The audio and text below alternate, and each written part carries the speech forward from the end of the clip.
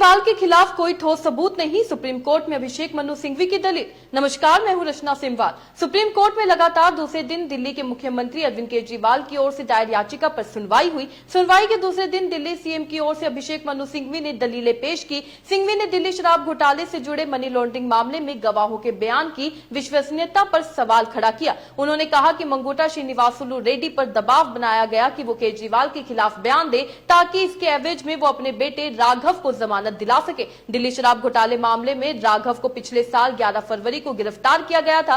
सिंघवी ने कहा मार्च 2023 में उनके पिता ने बयान दिया था कि वो केजरीवाल से चैरिटेबल लैंड को लेकर मिले थे। इस बयान में उन्होंने साफ कहा है कि ये मुलाकात आबकारी नीति को लेकर नहीं थी। 5 महीने राघव के जेल में रहने के बाद पिता MSR टूट गए और उन्होंने 16 से 17 जुलाई को केजरीवाल के खिलाफ बयान दर्ज कराया।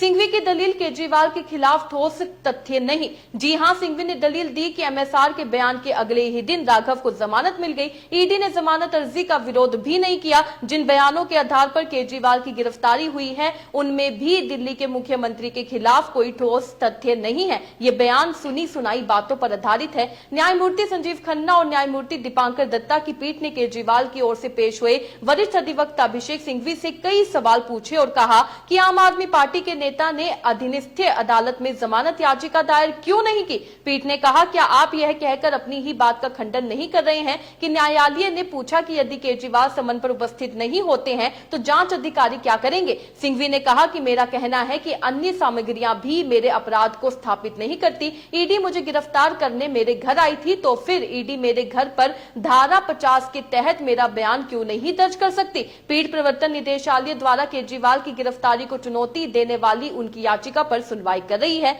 बता दें कि केजरीवाल ने सुप्रीम कोर्ट में याचिका दायर कर ईडी की गिरफ्तारी को चुनौती दी है। एक दिन पहले यानी सोमवार को हुई सुनवाई के दौरान केजरीवाल के वकील सिंघवी ने अपनी दलीलें पेश की थी। सिंघवी ने कहा था कि ईडी ने इस मामले में चूहे बिल्ली का खेल किया है। हालांकि अभी ईडी की ओर से कोर्ट में दलीलें रखी जानी है। तो आप देख सकते हैं किस तरीके से आज दूसरे दिन अरविंद केजरीवाल की तरफ से उनकी दलीलें रखी गई। उनके एडवोकेट के द्वारा कई सारी बातें रखी गई है। उनका कहना है जिस तरीके से अरविंद केजरीवाल की गिरफ्तारी की गई है वो गैर कानूनी है और कोई भी इस समय ईडी के पास तथ्य नहीं है, कोई सबूत नहीं है जिसके आधार पर अरविंद केजरीवाल को गिरफ्तार किया जा सके। अभी ईडी भी अपनी दलीलें रखेगी। अब देखना यह होगा कि ईडी अपनी दलीलों में क्या कुछ कहती है। इस खबर से आप क्या कहना चाहते हैं, अपने राय कमेंट में लिखकर जरूर बताइएगा। इसी तरीके से देश और दुनिया से जुड़ी हर छोटी सी बड़ी अपडेट के लिए FBN यानी फ्रंटलाइन ब्रेकिंग न्यूज के साथ बने रहिएगा। धन्यवाद।